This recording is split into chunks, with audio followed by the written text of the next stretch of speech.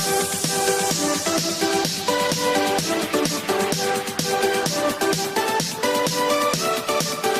guys, Assalamu alaikum. Welcome you all. This is Arshi Ahmed and you're watching hashtag the world should know. So yes, हम लोगों ने previous part में देखा था कि unit vector क्या होता है, अच्छे से उसका डेफिनेशन देखा था एंड कुछ यूनिट वेक्टर होते हैं वो डिफाइन होते हैं. मैंने बताया था कि कुछ यूनिट वेक्टर होते हैं वो डिफाइन होते हैं, जैसे कि आपको ये आई कैप, जे कैप एंड के कैप. सो वेक्टर को कैसे रिप्रेजेंट करते हैं 3 डायरेक्शन में, ये भी हम लोगों ने देखा था प्रीवियस क्लास में. तो आइए पहले हम लोग कुछ रिवाइज कर लेते हैं, देन हम लोग आगे बढ़ते हैं. तो देखिए हम लोगों ने क्या पढ़ा था प्रीवियस लेक्चर में, पहले वो देख लीजिए.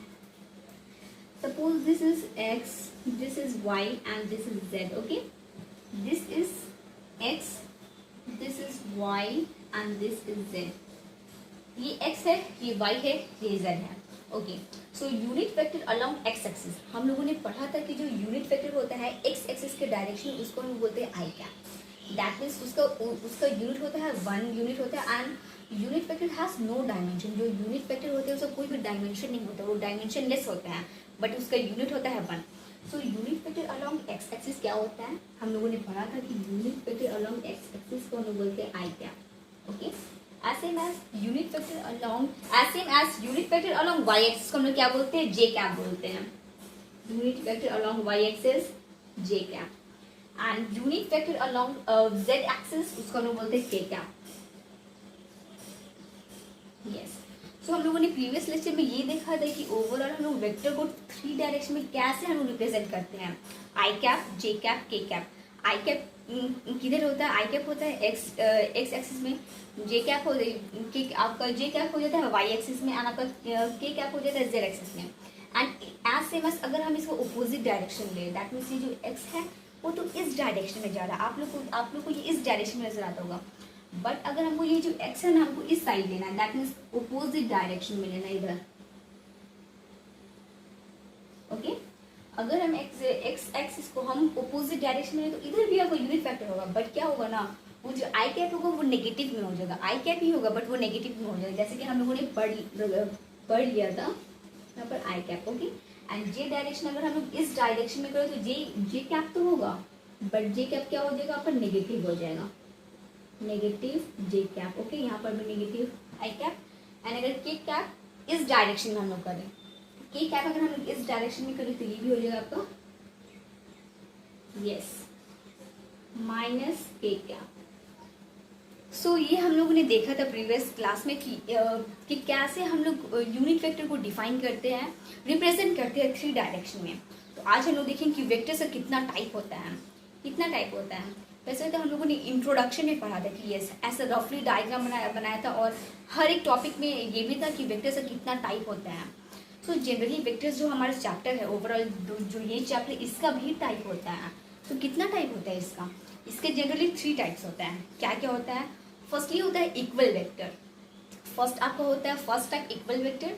सेकेंड आपका होता है ओपोजिट, नेगेटिव या तो फिर एंटी पैरेलल वेक्टर, या तो फिर आप ओपोजिट वेक्टर बोलो. ओपोजिट मतलब समझते होंगे, दैट मीन्स जिस साइड है इसका जस्ट ओपोजिट साइड, उसका उल्टा साइड. तो नेगेटिव, ओपोजिट या तो फिर एंटी पैरेलल वेक्टर, वो तीनों को आप कोई एक नाम दे सकते हो, वो तीनों ही सेम है. फर्स्ट आपका हो गया इक्वल, सेकेंड हो गया नेगेटिव ऑपोजिट या तो फिर एंटी पैरेलल वेक्टर, एंड आपका थर्ड हो गया जीरो वेक्टर. देखिए तो यहाँ पर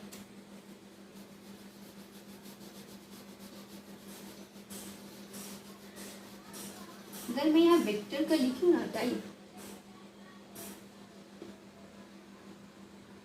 यस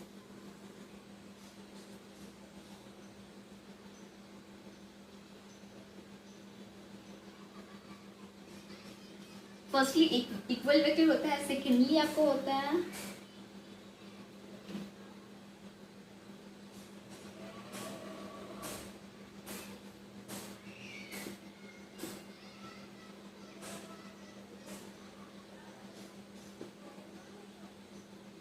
या तो फिर एंटी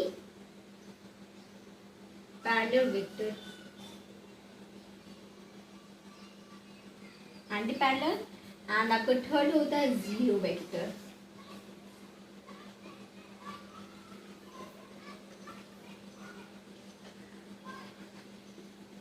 यस, तो हम लोगों ने क्या पढ़ा कि वेक्टर का जनरली 3 टाइप्स होता है। फर्स्टली आपको होता है इक्वल वेक्टर, फर्स्ट आपको होता है इक्वल वेक्टर, सेकेंड आपको होता है ऑपोजिट, या तो फिर नेगेटिव, या तो फिर anti parallel vector.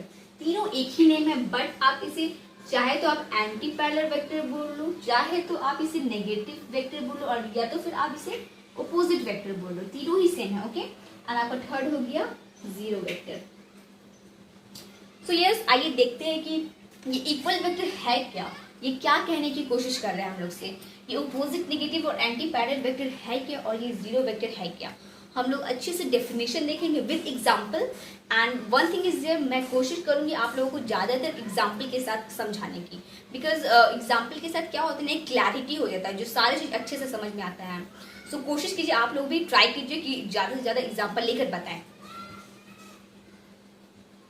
So yes, अब हम लोग देखते हैं कि इक्वल वेक्टर होता क्या है। तो देखिए, व्हाट आर इक्वल वेक्टर्स। तो इक्वल वेक्टर्स क्या होते हैं, two or more vectors having the same magnitude, two or more vectors having the same magnitude and the same direction irrespective of their position in space are called equal vectors। इसे बोलते हैं equal vectors। तो अब मैं आप लोगों को समझाती हूँ। देखिए, अगर दो वेक्टर हैं, देखिए दिस इज ऑब्जेक्ट, ओके, मैं एग्जाम्पल लेकर समझाती हूँ, एंड मैं ऑलवेज प्रीफर करती हूँ एग्जाम्पल, बिकॉज आप लोगों को ज्यादा समझ में आए। ये ऑब्जेक्ट है एक, ओके, दिस इज ऑब्जेक्ट, इसमें इस साइड से हम लोग फोर्स लगा रहे हैं। ओके, कितना फोर्स लगा रहे हैं, 15 न्यूटन, 15 न्यूटन। एक बॉडी है कोई भी, इससे हम लोग फोर्स लगा रहे हैं, इस साइड से फोर्स लगा रहे हैं, ऐसे हम लोग फोर्स लगा रहे हैं 15 न्यूटन। सेम हम लोग एक और बॉडी ले लेंगे, एंड इसमें हम लोग फोर्स लगा रहे हैं कितना, 10 newton. But one thing is there, हम लोग हमेशा ये ध्यान रखें कि जो हम लोग दो बॉडी लिए वो हम लोग हमेशा पैरेलल हो, वो लोग मतलब वो कभी भी इस साइड मतलब वो लोग सटे नहीं, वो बस पैरेलल हो। ओके, सो एक बॉडी है, उस पर फोर्स लगा रहे 15 न्यूटन, एंड दूसरा बॉडी है, इसमें फोर्स लगा रहे 10 Newton. Okay, 15 Newton and 10 Newton. तो ओके, क्या आप इसे बोल सकते हो इक्वल वेक्टर्स, बोल सकते हो? नहीं बोल सकते हम लोग इसको इक्वल वेक्टर्स नहीं बोल सकते। क्यों नहीं बोल सकते हैं? क्योंकि देखिए यहाँ पर क्या लिखा हुआ है, same magnitude, two or more vectors having the same magnitude and the same direction. ये दोनों का डायरेक्शन तो सेम है, ओके, डायरेक्शन तो सेम है, बट ये दोनों का मैग्नीट्यूड सेम नहीं है। आप लोगों को डायरेक्शन भी दिखना है, उतना ही जितना इंपॉर्टेंट डायरेक्शन है उतना ही इंपॉर्टेंट का मैग्नीट्यूड है। ओके, डायरेक्शन तो सेम है ये दोनों का, बहुत अच्छा, बट ये दोनों का मैग्नीट्यूड सेम नहीं है। तो हम लोग इसको कट कर देंगे, ये इक्वल वेक्टर्स नहीं है। तो कौन सा इक्वल वेक्टर्स हो जाएगा आपका, अगर आपका मैग्नीट्यूड सेम रहे तो वो इक्वल वेक्टर्स हो सकता है। दैट मीन्स अगर ये 10 है एंड हम यहाँ से फोर्स लगा दे 15 न्यूटन, ओके, अगर मैं यहाँ से फोर्स लगा देती हूँ 15 न्यूटन, देन ओके, देन ये आपका इक्वल वेक्टर्स है, बिकॉज जो आपका डायरेक्शन है वो भी सेम जा रहा है, एंड आपका जो मैग्नीट्यूड है वो भी सेम है, एंड आपको यही आपका डेफिनेशन में बोला है, two or more vectors having the same magnitude. देखिए ये मैग्नीट्यूड भी आपका सेम है एंड द सेम डायरेक्शन, ये डायरेक्शन भी आपका दोनों सेम ही जाना है। सो इसको हम लोग इक्वल वेक्टर्स बोलेंगे। आई होप यू अंडरस्टैंड, बहुत ही इजी एग्जांपल मैंने आप लोग को समझाया। एंड देखिए, सो ये जो है इसे हम लिख सकते हैं vector P is equal to vector Q। क्यों?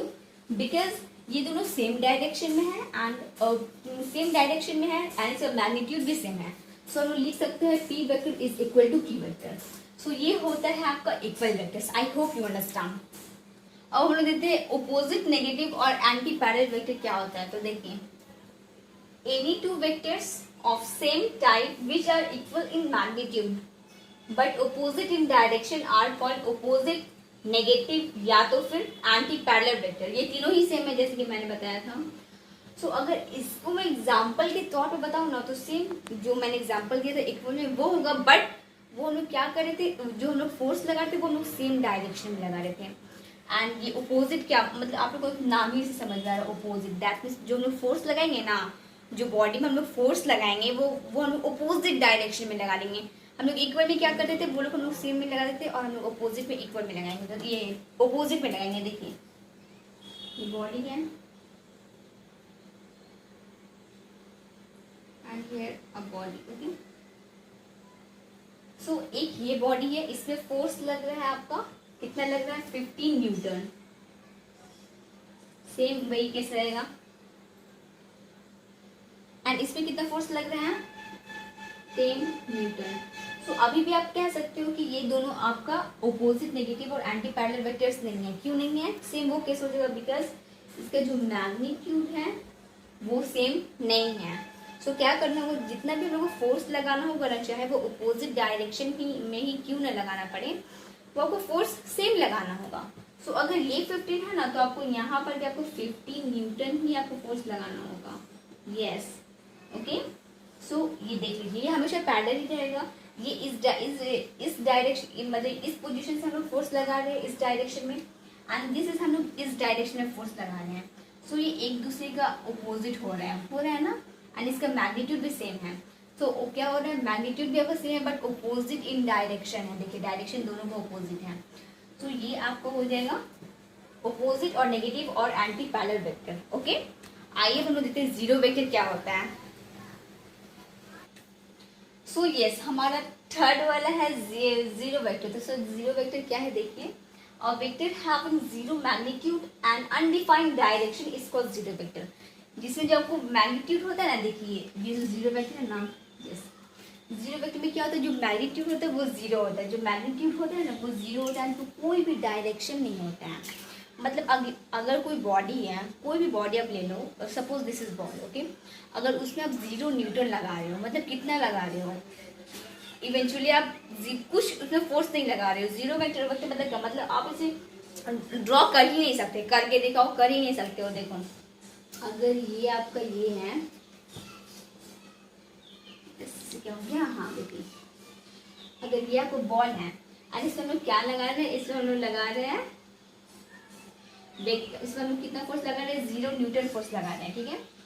सो इसमें अगर हम 0 न्यूटन फोर्स लगा रहे हैं, मतलब कितना लगा रहे हैं, मतलब कुछ नहीं लगा रहे, कि ये डंडा किधर जाएगा, किधर भी नहीं जाएगा, किसी भी पोजीशन में किसी भी डायरेक्शन में नहीं जाएगा। यस, इसे एक अच्छा एग्जांपल मैं दे सकती हूँ इसका।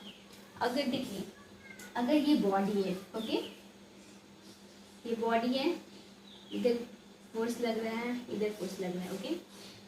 सपोज यहाँ पर आपको कितना लग रहा है फोर्स, 10 न्यूटन लग रहा है, एंड इस डायरेक्शन में कितना लग रहा है फोर्स, 10 न्यूटन लग रहा है, ओके। एक बॉडी रखा हुआ है बीच में, कोई भी सपोज आप समझ लो बॉल रखा हुआ है बीच में, ओके, एंड इस डायरेक्शन में आपको 10 न्यूटन फोर्स लग रहा है, एंड इस डायरेक्शन में भी आपको 10 न्यूटन फोर्स लग रहा है। तो इवेंचुअली वो क्या होगा ना, देखिए कट हो जाएगा, दोनों कैंसिल हो जाएगा। दैट मीन्स ये जो है ना, इसमें जीरो आपका आ रहा है, कुछ भी नहीं आ रहा है, जीरो, ओके।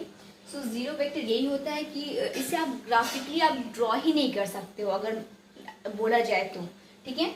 इसीलिए तो क्या होता है ना, इसको ऐसे रिप्रेजेंट किया जाए, it is represented by zero और ऊपर में एक छोटा सा एरो, एंड इसे एक और नेम दिया जाता है, देखिए क्या,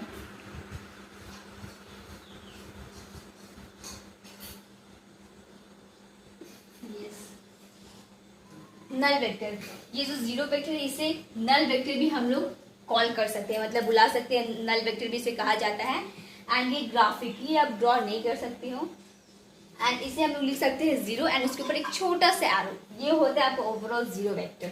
आई होप आपको वेक्टर बहुत ही इजी लगा होगा। वेक्टर का टाइप 3 ही होता है, इक्वल, अपोजिट या तो फिर जीरो वेक्टर। तो यस, अब हम लोग देखते हैं कि प्रॉपर्टीज क्या है वेक्टर्स का। हम लोग देख लिए कि वेक्टर्स कितने टाइप का होता है, एंड टाइप को देख लिए कि वो टाइप क्या कहना चाहता है, फील कर लिए कि वेक्टर्स का क्या टाइप है, टाइप को फील करिए। अब हम देखते हैं कि क्या वेक्टर्स का प्रॉपर्टीज क्या है। तो जनरली मैं बता दूं कि वेक्टर्स की 2 प्रॉपर्टीज होती है, देख लीजिए। फर्स्ट है आपका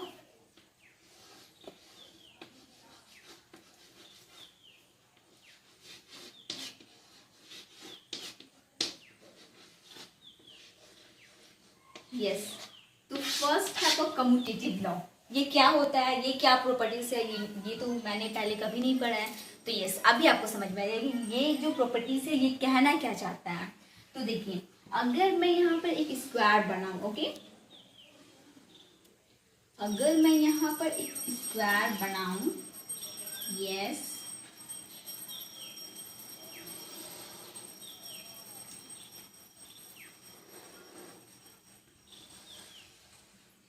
मैंने एक स्क्वायर बनाया, बट बट मैंने यहाँ पर यू नो व्हाट मिलाया नहीं, क्योंकि समझाने के लिए। तो क्या हो गया, ये सपोज ये दिस इज ए स्क्वायर, ये एक स्क्वायर है, एंड यहाँ पर मैंने दे दिया this is p vector, this is q vector, okay, this is q vector and this is p vector. अगर ये एक स्क्वायर है and these are the sides of square, एक स्क्वायर है और ये सभी स्क्वायर का साइड है, ओके। सो यस, तो हम लोग क्या कह सकते हैं कि अगर ये दोनों को हम लोग प्लस करें तो हम लोग को रिजल्टेंट डिस्प्लेसमेंट मिल जाएगा, this displacement plus this displacement. So हम लोग पढ़े कि ये यू नो व्हाट क्या होता है, जो डायगोनल होता है वो गॉड होता है। सो अगर हम लोग बोले कि this displacement plus this displacement is equal to net displacement, this, okay, this displacement plus this displacement is equal to net displacement. तो नेट डिस्प्लेसमेंट क्या हो गया आपका, आप यहाँ पर लिख सकते हो is equal to q vector plus p vector, okay, ये आप लिख सकते हो। एंड सेम ये जो हम लोग रूल फॉलो किए थे हम इससे फॉलो करेंगे, p vector plus q vector is equal to net displacement of p और क्यू। तो यहाँ पर हम लोग लिख सकते हैं p vector plus q vector, ये नेट डिस्प्लेसमेंट है, ओके। सो ये हम लोगों ने क्यों किया, क्योंकि हम लोग ऐसे भी ले सकते हैं p vector plus q vector is equal to q vector plus p vector, ये हम लोग ऐसे लिख सकते हैं, p vector plus q vector is equal to, हम लोग ये लिख सकते हैं p vector plus q vector is equal to q vector plus p vector. ये हम लोग अगर इस फॉर्म में लिखे तब भी सही है और इस फॉर्म में लिखे तब भी ये दोनों इक्वल है। ऐसे हम लोग नहीं बोल सकते कि यस यहाँ पी पहले तो हम यहाँ क्यों पहले लिखेंगे, हम लोग यहाँ क्यों पहले तो ये गलत हो जाएगा, ऐसे नहीं है। तो कम्यूटेटिव लॉ हम लोग को ये बोलता है कि अगर हम लोग इस साइड से दिस साइड से प्लस करें या तो फिर दिस साइड से प्लस करें, हम लोग को दोनों का resultant that means this plus this is equal to this plus this, ये हम लोग को बोलते हैं कम्यूटेटिव लॉ। अब हम लोग आइए देखते हैं कि सेकंड लॉ क्या है, ओके। तो ये हम लोग का सेकंड एसोसिएटिव लॉ। तो ये है क्या, एसोसिएटिव लॉ है क्या, देखिए अगर ये मैं ना, देखिए ये मैं बहुत ही इजी आप लोगों को समझा दूंगी, बस एक छोटा सा एग्जांपल दूंगी, आप लोगों को बहुत ही अच्छे तरीके से समझ में आ जाएगा। अगर ये एक स्क्वायर है, ओके, स्क्वायर नहीं बोल सकते, हाँ स्क्वायर भी बोल सकते हो, रेक्टेंगल भी बोल सकते हो, जो बोलना है बोलो, देखो, ओके।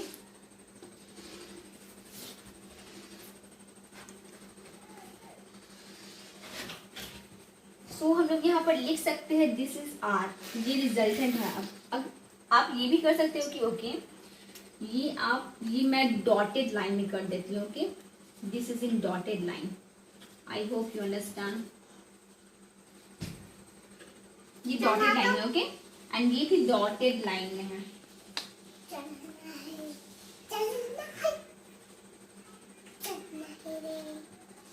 ये डॉटेड लाइन में है, ओके, ये भी डॉटेड लाइन में है। सो यहाँ पर है आपका ए वेक्टर, यहाँ पर है बी वेक्टर एंड यहाँ पर है सी वेक्टर, ऐसे बस आपको यहाँ पर भी है, this is resultant, this is a, this is b, this is c, ठीक है। ये आपका एबीसी है, ये आपका एबीसी है एंड ये आपका रिजल्टेंट, एबीसी का रिजल्टेंट है ये वाला वेक्टर, ये line, and this is ABC का ये वेक्टर है। तो हम लिख सकते हैं ये आप यहाँ से स्टार्ट कर रहे हो एंड सो ये स्टार्ट है, ये एंड है, ये स्टार्ट है, ये एंड है। सो हम लोग इसको कैसे लिखते हैं, हम लोग इसको ये भी कर सकते हैं and this is diagonal, okay, and diagonal इसको हम लोग ऐसे भी लिख सकते हैं, ए, इसको हम लोग लिख सकते हैं A vector plus B vector plus C vector is equal to resultant, okay, ये हम लोग लिख सकते हैं इज इक्वल टू रिजल्टेंट, या तो फिर हम लोग लिख सकते हैं A vector plus B vector plus C vector is equal to resultant. So ये समझ में आया आपको मैं क्या लिखूँ यहाँ पर, ये A vector A displacement plus this displacement, so हम लोग यहाँ गए देन यहाँ गए एंड प्लस दिस, ओके। तो अल्टीमेटली हम लोग क्या कहते हैं कि अगर हम लोग कोई भी डिस्प्लेसमेंट को ये डिस्प्लेसमेंट को प्लस किए, डिस्प्लेसमेंट को प्लस किए और ये डिस्प्लेसमेंट को प्लस किए, सो हम लोग का नेट डिस्प्लेसमेंट आया, जो कि हम लोग का ये था हम लोग का net displacement, this plus this is equal to that, okay, and then plus C vector, ये सी वेक्टर है, देन हम लोग इसको सी वेक्टर को प्लस किए, सो हम लोग अपने विनिंग पॉइंट पर आ गए, ठीक है। ये एक तरीका था। कैसा था तरीका? ए वेक्टर को प्लस करो, ए डिस्प्लेसमेंट को प्लस करो plus b displacement, net displacement आया। नेट डिस्प्लेसमेंट दैट मींस हम लोग ये पोजीशन पर पहुंच गए, एंड ये पोजीशन पर पहुंचने के बाद देन हम लोग सी वेक्टर को ऐड करिए, देन हम लोग विनिंग पॉइंट पर पहुंच गए। एक आपका ये हो सकता है, एंड या तो फिर इसको हम लोग एक और तरीके से लिख सकते हैं। ए वेक्टर को हम लोग प्लस किए, इसके बाद हम लोग क्या कर दिए ना, B vector plus C vector, तो हम लोग का ये निकल गया, ठीक है। वेक्टर नहीं बोल सकते, डिस्प्लेसमेंट भी बोल सकते। देखो अगर ए डिस्प्लेसमेंट को हम लोग प्लस किए, देन हम लोग ये स्टार्टिंग पॉइंट से हम लोग ये पॉइंट पर आ गए, ओके। देन मैंने क्या किया, B displacement plus this displacement. So क्या होता है, this displacement plus this displacement is equal to net displacement, जो कि ये है नेट डिस्प्लेसमेंट। सो अल्टीमेटली हम लोग अपने विनिंग पॉइंट पर आ गए। सो कहने का मतलब ये है ना कि अगर आप कोई भी शॉप से अगर आप फर्स्ट ऑफ ऑल आप 2 टॉफी खरीदते हो एंड देन 3 टॉफी खरीदते हो, तो कितना हुआ, 5 टॉफी हुआ। या तो फिर आप पहले 3 टॉफी खरीदते हो, उसके बाद 2 टॉफी खरीदते हो। अल्टीमेटली दोनों तो आप सेम ही कर रहे हो। पहले आप गए 2 चॉकलेट खरीदे, देन 3 खरीदे, या तो फिर आप गए 3 चॉकलेट खरीदे, उसके बाद 2 खरीदे, दोनों का एडिशन तो हो रहा है ना 5। जस्ट एज ये भी आपका यही सिचुएशन है। चाहे तो आप पहले ये दोनों को प्लस कर दो, आप दिस पॉइंट पर आगे, या तो फिर इसको सिंगल कर दो, या तो फिर आप ये सिंगल कर दो एंड ये दोनों का डिस्प्लेसमेंट ले लो। आपको अल्टीमेटली आपको विनिंग पॉइंट पे पहुंचना है, एंड ये है आपका विनिंग पॉइंट, जो कि आप पहुंच गए। सो ये है आपके associative law. I hope you understand. So हम लोग का सेकेंड पार्ट में आएगा पैरेललोग्राम लॉ, जो कि बहुत ही ईजी है।